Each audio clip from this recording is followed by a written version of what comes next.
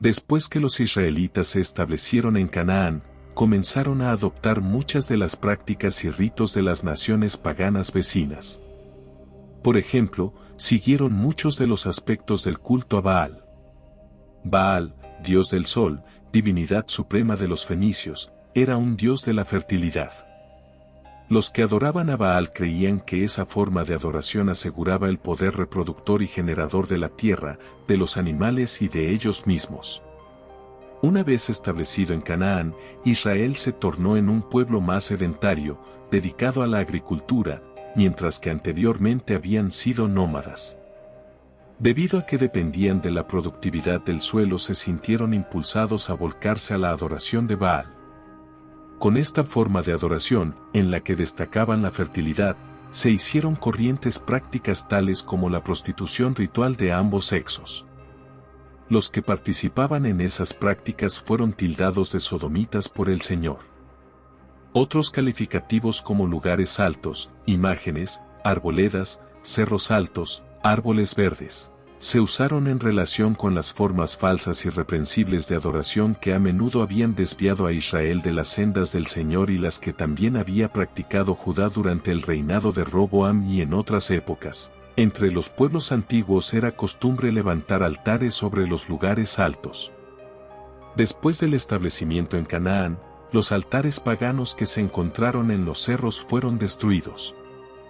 En varios lugares altos fueron levantados altares a Jehová. Tales altares llegaron a ser centros locales de adoración a Jehová. Cuando surgió la idolatría, muchos de esos altares fueron profanados y empleados para la adoración de dioses paganos. Concerniente a los santuarios en los que se realizaba la adoración de Baal, un autor explicó: cada región tiene su propio Baal que es adorado en un santuario local. El santuario del pueblo es un lugar elevado que está siempre fuera del pueblo o villorrio, sobre alguna eminencia natural o sobre un promontorio hecho por el hombre con ese fin. Estos son los lugares altos mencionados en el Antiguo Testamento. Originalmente eran lugares de adoración de los cananeos y finalmente se tornaron también en lugares de adoración de los israelitas. El sistema de adoración en estos lugares es muy sencillo. Una piedra alta representaba al Dios. Se suponía que la divinidad venía allí para reunirse con sus adoradores. Y en los primeros tiempos de la religión semita, esta piedra servía de altar. Las ofrendas que al principio no se quemaban eran colocadas sobre él, o allí se volcaba la sangre del sacrificio. Pero, además del altar y de la piedra alta o maceba, el santuario tenía algo más. Un gran tronco de árbol, plantado en el suelo y con algunas de sus ramas todavía prendidas a él, representaba a la deidad femenina, la cual es la compañera invariable del Baal. Esa deidad era Asera, en Canaán. La palabra Asera es la designación de los árboles que eran así plantados para representar a la diosa. Cuando leyó la historia de la tragedia que recayó sobre la casa de Israel luego de la muerte de Salomón, ¿sintió pena por los que sufrieron y murieron durante ese periodo? ¿Qué fue lo que aconteció en aquel momento? ¿Cómo pudieron haber evitado las dificultades que surgieron ante ellos? Sus respuestas pueden bosquejar un plan a seguir en su propia vida para vivir sin dificultades semejantes. Considere seriamente las preguntas relativas a cómo controlar la desobediencia y la rebeldía en su propia vida. ¿Qué resultados espera? Es cierto que en las familias, como en las naciones, la eliminación de la iniquidad y el egoísmo producirá armonía y unidad. ¿Por qué tiene esa opinión? El Señor amonestó a los israelitas a mantener relaciones apropiadas, especialmente en sus familias y en sus grupos religiosos. Dijo: no subáis, ni peleéis contra vuestros hermanos. También les dijo que mientras siguieran su consejo prosperarían, pero que si se apartaban de él, él se apartaría de ellos.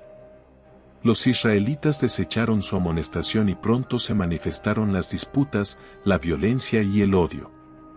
Las Escrituras, al describir esta situación, dicen: en aquellos tiempos no hubo paz, ni para el que entraba ni para el que salía, sino muchas aflicciones sobre todos los habitantes de las tierras. Así, los reyes de Judá e Israel no pudieron dar a sus súbditos las bases legales de la paz. El espíritu de contención es del diablo. ¿Necesita usted mejorar en este aspecto? ¿En qué forma las relaciones más armoniosas con sus padres, hermanos o hermanas, y otras personas afectan su felicidad y la de ellos? Si espera alcanzar su potencial como hijo de Dios, debe aprender a trabajar con los demás para alcanzar una meta determinada. Necesita dar ayuda y aceptarla.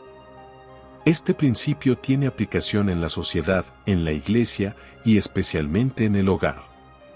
Pocas cosas puedo imaginar, si es que las hay, más objetables que la ausencia de unidad y armonía en el hogar.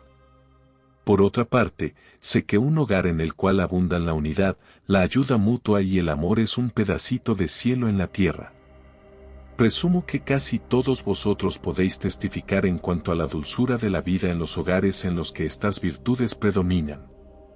Agradecido y con humildad, guardo el recuerdo de que nunca, ni siquiera una vez, cuando niño en la casa de mi juventud, vi ocasión de discordia entre papá y mamá, y vi que la buena voluntad y el entendimiento mutuo fueron el lazo de unión que ha mantenido unido a un afortunado grupo de hermanos y hermanas. La unidad, la armonía y la buena voluntad son virtudes que se deben alimentar y mantener con cariño en todos los hogares.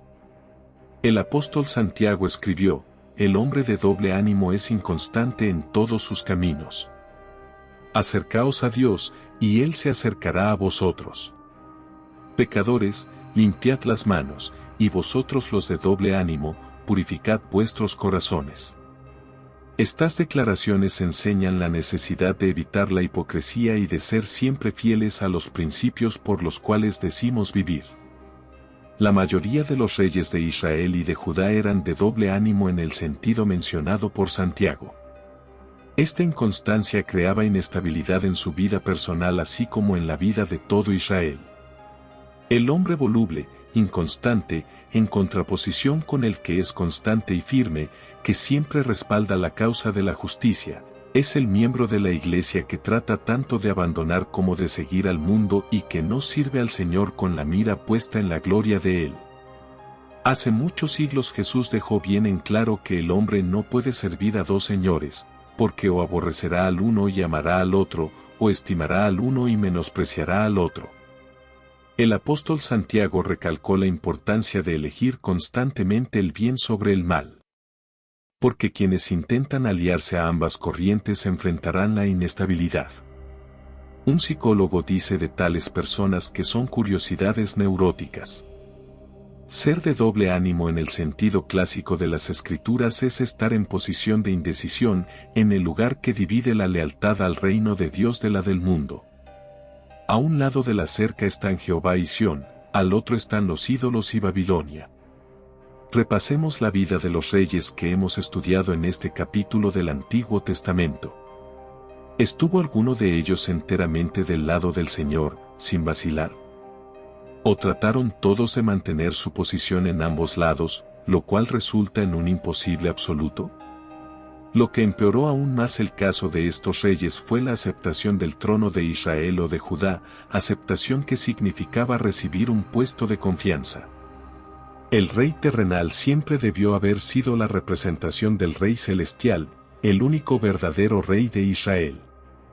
El rey terrenal siempre debió haber aceptado la responsabilidad de guiar al pueblo hacia la obediencia al rey celestial y la de castigar a todo el que fuera desobediente. Pero la apostasía se afirmó en los reinos, los reyes dejaron de ser elegidos por revelación y ungidos por los profetas. Por lo tanto, no es de sorprenderse si los gobernantes en ambos reinos tan a menudo guiaran a su pueblo por una senda opuesta a las sendas de Dios.